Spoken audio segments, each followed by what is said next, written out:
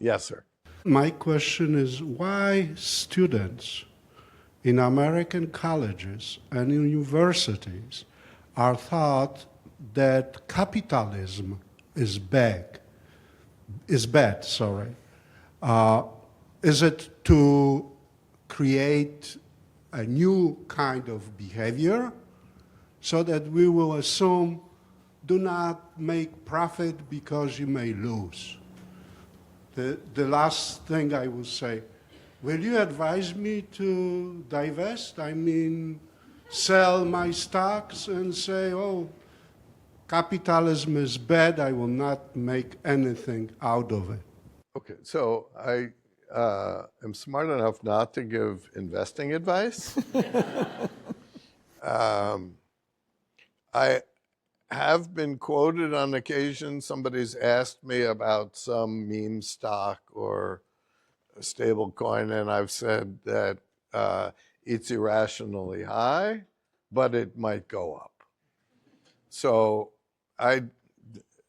and that's the way I feel about the stock market right now.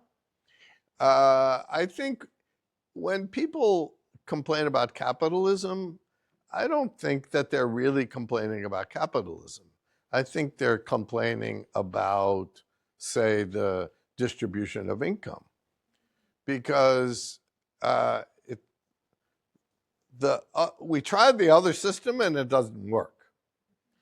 And by the way, I mean, this is a point that Ken Arrow made, that if you think about a planned economy, the social planner better not be boundedly rational, right? And if you think about like the Russian economy, it was a catastrophic failure because the problem of how many widgets you should build here, and I mean, it's just too hard. So, capitalism is like democracy. It's, the worst of all problems, but it's better than any alternative, or whatever the expression goes. Any system can be improved. There's an interesting book Luigi and I were talking about earlier.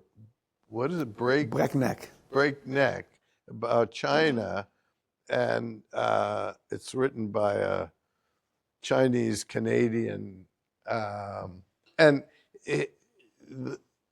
he describes the difference between China and the U.S. is China is run by engineers and the U.S. is run by lawyers, which is stealing a line from, I used to say the U.S. is run by lawyers advised by economists. But I think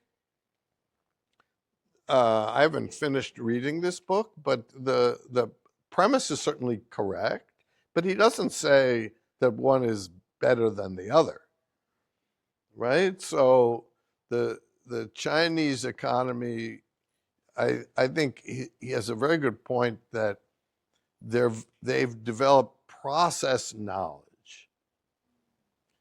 So they don't invent things, but they can build anything. And we invent things and we can't build anything. And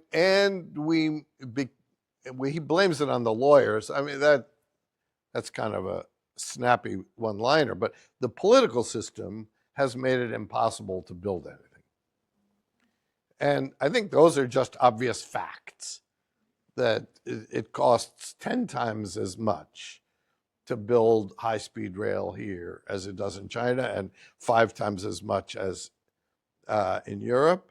And nobody really likes it, but and even some liberals like Ezra Klein complain about how much it costs to build, but he doesn't say, all right, which of the 50 regulations that make it hard to build and rules about whether you have to use unions, which of those are we going to get rid of?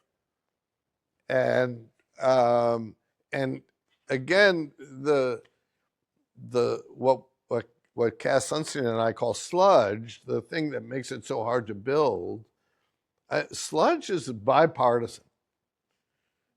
The left have all the say rules on pollution and climate change and so forth, but there's also all kinds of rules that basically protect businesses. In Illinois, the rules determining who can be a distributor of alcohol were written to enrich the people who are distributors of alcohol. And so I don't know who wrote those. I mean, it's a blue state, but it's a corrupt system. And so the regulations that protect incumbents, that's bipartisan. And I don't see anybody on either side that is ready to tear down the position that the incumbents have, and like mergers and how Google was allowed to buy Waze. I mean, I don't know. How do we say we have an antitrust system when somebody has a monopoly on GPS and they're allowed to buy their competitor, right? Yeah, I'm pro-capitalism. I don't know what this Capitalisn't, but I'm pro, but I think it could be improved. Luigi, would you? Professor, why capitalism is bad? Why is it bad? I'm saying that when people protest, they think, can't Jeff Bezos get by with only 100 billion? And there are too many people starving and housing is expensive. That's all true. But do we know how to create a better system? No, we don't. So I'm, again, Luigi complains that I'm too modest. I don't know what the perfect system is, but I can improve it a little bit at a time.